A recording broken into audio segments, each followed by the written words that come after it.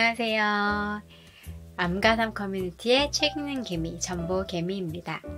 오늘은 제가 20대 때 읽었던 책을 가지고 왔는데요. 큰 카테고리로 보면 결혼에 관련된 책이에요. 그 당시 어린 풋풋한 그런 아이였고 만나는 사람도 없었는데 제가 그 책을 왜 읽었는지는 잘 기억은 나지 않아요. 하지만 그 책이 저에게 굉장히 유익했다는 것만 기억하고 있습니다.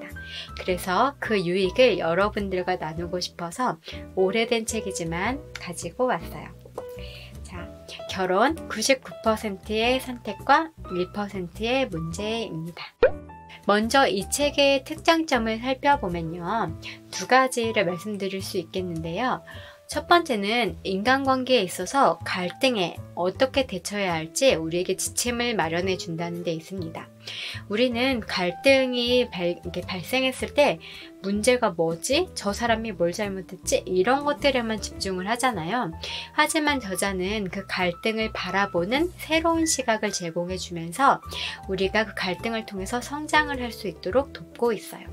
또 이 책의 두 번째 특징은 말씀드린 것처럼 우리의 성장을 촉구한다는 건데요. 갈등에서 저자는 우리가 어떻게 반응하고 어떤 문제들을 발견하면서 우리가 그것을 긍정적으로 우리에게 적용할 수 있을지를 가르쳐 주면서 우리가 조금 더 예수님을 닮은 사람이 될 수 있도록 그 방법을 가르쳐 주고 있습니다.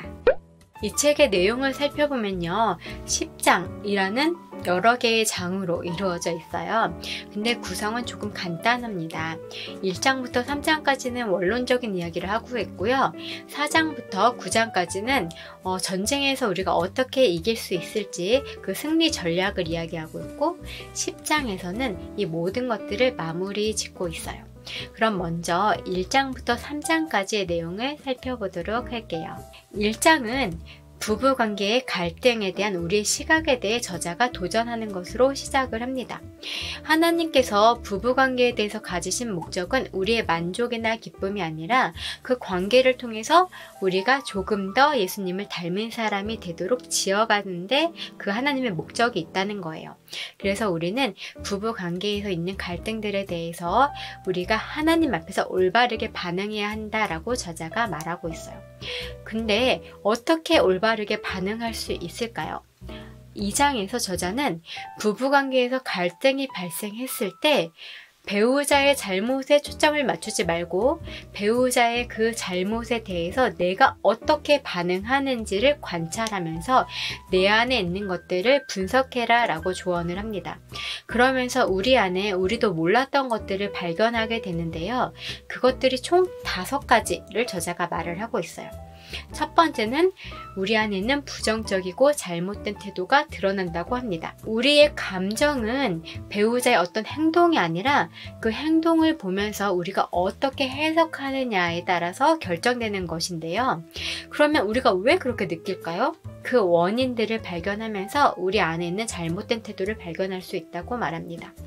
두 번째는 우리 안에서 아직 해결되지 않은 과거의 문제들을 발견할 수 있다고 합니다. 우리는 삶의 경험들을 통해서 어떤 믿음, 어떤 신념을 가지고 있죠. 그리고 그 신념으로 역시 그래 라고 해석을 합니다. 우리의 믿음이 해석 렌즈가 된다는 거죠. 그리고 다시 해석을 하면서 그것이 우리의 믿음, 해석 렌즈를 강화시키는 결과를 낳는다고 해요. 하지만 저자는 이렇게 갈등을 통해 우리의 해석 렌즈를 발견하고 그리고 또 그 해석 렌즈를 우리의 경험과 믿음이 아니라 하나님의 말씀으로 바꿔야 한다라고 조언을 합니다. 세 번째로 갈등을 통해서 우리가 발견할 수 있는 우리 안의 문제점은요. 바로 비현실적인 기대입니다. 전혀 말도 안 되는데 우리가 무엇을 바랬고 그것에 대해서 실망했는지 이것들을 볼 수 있다는 거죠. 그리고 네 번째로 우리 안에서 드러나는 것은 바로 우리 마음속에 있는 우상입니다. 말씀드린 것처럼 갈등을 통해서 우리가 정말 무엇을 바랬는지 우리의 소원이 정말 무엇인지가 드러나면서 우리의 소원이 하나님께 있는지 아니면 또 다른 것에 있었는지 하나님의 자리를 대신한 그 우상들을 발견할 수 있다고 말을 합니다. 그리고 마지막 5번째로 갈등을 통해 우리가 발견할 수 있는 것은 바로 죄예요. 근데 저자는 이 죄에 대해서도 교만과 이기심 2가지를 우리에게 말하고 있어요. 교만은 뭐냐면요, 오스왈드 챔버스는 우리의 자아를 신성시하는 것이 교만이라고 말하는데요. 바로 우리가 모든 상황에서 중심이 되어야 하고 내가 마음대로 할 수 있어야 된다는 그런 태도인 거죠. 이런 교만은 조금 재미있는데 자기 연민이라는 또 다른 얼굴로도 드러난다고 저자는 저희에게 짚어주고 있어요.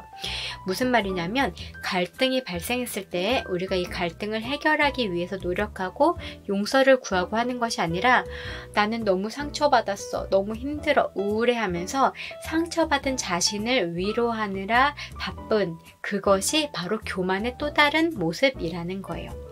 그리고 저자가 드러나는 죄의 2번째로 말하는 게 이기심인데요. 이 이기심이 대표적으로 드러나는 경우가 바로 자기 방어적인 자세예요. 우리가 배우자의 관계에서 내가 이렇게 했는데 왜 나는 이런 대우를 받아야 해? 라고 비참함을 느끼게 되죠.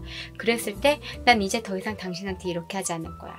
나는 내가 보상을 받고 내가 위로를 받을 수 있는 또 다른 무언가에게 헌신하겠어 라고 자기 방어적인 그런 태도와 마음이 올라오는 것, 그것이 바로 우리 안에서 극단적으로 드러나는 이기심이라고 말합니다. 이렇게 저자는 이 장에서 갈등을 새로운 시각으로 바라보고 거기에서 우리의 문제들을 찾으라고 조언을 한 뒤에는 그러면 이런 갈등 상황에서 어떻게 반사적으로 죄로 반응하지 않을지에 대해서 저희가 먼저 기억해야 될 사항들을 이야기해 줍니다. 뭐냐면 첫 번째는 혀를 통제하라는 거예요. 혀로 무분별한 말을 함으로써 죄를 짓지 말라고 저희에게 조언을 합니다. 그리고 또 2번째는 뭐냐면 물러나거나 그냥 잘 되는 척 덮어두지 말라고 말을 해요.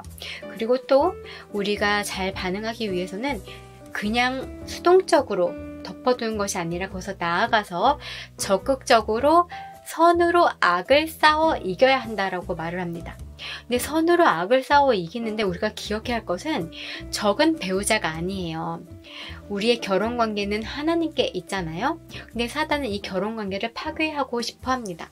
그래서 사단은 우리의 갈등 가운데 내가 죄를 짓게, 죄로 반응하게 함으로써 결국 종국에는 우리의 결혼 생활을 망가뜨리려고 한다는 거죠. 그래서 우리가 이런 상황 가운데, 갈등 상황 가운데 즉각적으로 죄로 반응하는 것은 결국 사단에게 지는 거라는 이야기예요. 그리고 또 우리가 기억해야 할 것은 뭐냐면 하나님의 영광을 위해 우리 가정이 존재한다는 것을 기억해야 합니다. 그래서 적이 사단인 것, 또 우리 가정이 하나님의 영광을 위해 존재하는 것을 기억함으로 꽉 붙잡아 절대적으로 먼저 선으로 악을 싸워 이겨야 한다라고 말을 합니다. 4장부터 9장까지는 본격적으로 승리의 전략에 대해서 말해주고 있습니다.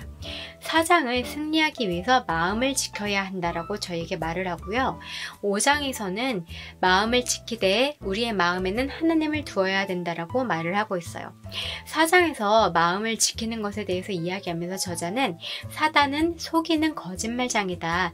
그래서 우리가 무엇에 속지 말아야 할지를 알아야 한다라고 하면서 첫 번째, 죄를 지으려는 감정에게 속아서 져서는 안 된다라고 말을 합니다. 우리가 순간적으로 죄를 짓고자 하는 그 충동으로부터 마음을 지켜야 한다는 거고요. 2번째는 뭐냐면 두려움으로부터 또 염려로부터 우리의 마음을 지켜야 한다라고 말합니다. 우리가 두려워지면 나의 안전, 나에게만 집중하게 되고 우리를 돌보시고 우리의 기도를 들으시는 하나님께 집중하지 못하게 됩니다. 그래서 두려움으로부터 우리의 마음을 지켜야 하고요. 3번째로는 정말 이렇게 해도 결과가 나올까? 보이지 않는 결과에 대해서 미리 낙심하는 것으로부터 우리의 마음을 지켜야 한다고 말합니다. 또 4번째는 평화로 가장하고 싶어하는 그 평화주의에 대해서 마음을 지켜야 한다고 말을 해요. 왜냐하면 평화로 그냥 가장하고 덮어두다 보면 정말 문제를 해결할 수 있는 그 시기를 놓치게 되고 그래서는 가정이 결국 파국에 이르게 될지도 모른다는 거죠. 5장에 들어서서 저자는 하나님을 우리의 마음에 두는 것에 대해서 말하는데요. 이렇게 이야기를 하고 있어요. 하나님과의 관계가 우리에게 삶의 중심이 되어야 하고 진정한 현실이 되어야 한다고 말을 합니다.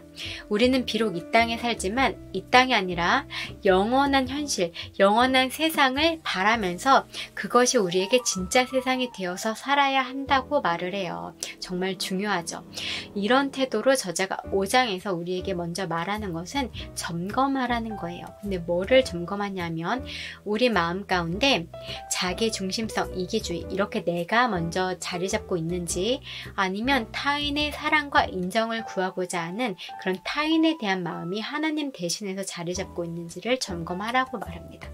그러면서 하나님을 아는 것들이 우리 안에 가득해야 된다고 말하는데요. 하나님을 아는 것이 단순히 지식에서 그치는 것이 아니라 정말 우리의 온 마음으로 하나님을 의뢰하고 의지하는 믿음으로 그 변화가 일어나야 한다라고 저에게 말을 합니다.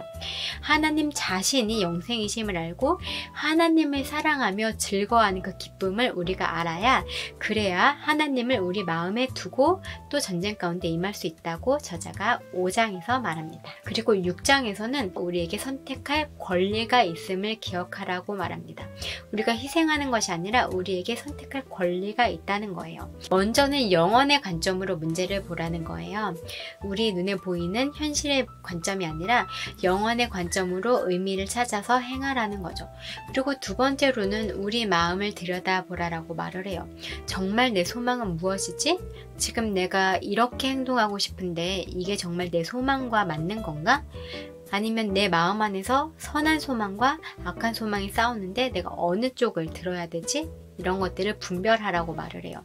그리고 마지막으로는 하나님께 우리의 의지를 들여서 하나님께 도움을 구하라라고 말을 합니다. 7장 가서 저자가 말하는 것은 이러한 훈련, 이렇게 바르게 반응하기로 선택하는 것이 우리에게 훈련이 되어야 하고 우리에게 삶의 일부가 되어야 한다라고 조언을 합니다. 그러면서 8장에 들어가서 저자가 또 하는 것은 이러한 삶의 태도는 예수 그리스도의 사랑을 닮아가는 거다라고 말을 하는데요.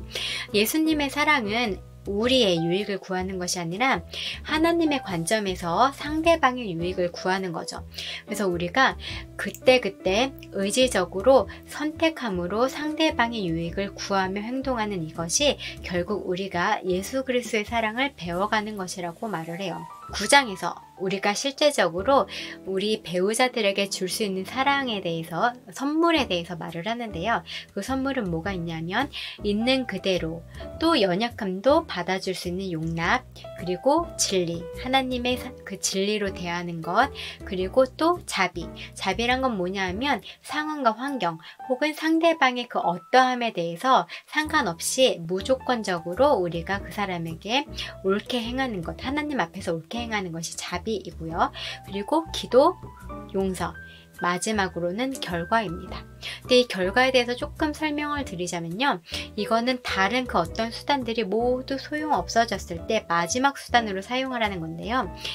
이런 거죠. 도박에 빠져 있을 때 아무리 권면하고 잘 대해도 도저히 답이 안 나오는 경우 그냥 내버려 둠으로써 자신을 깎아먹는 그 행위의 결과를 스스로 아픈 결과를 맛보게 되면서 나아지도록 이렇게 돕는 것, 그것이 바로 결과라고 합니다.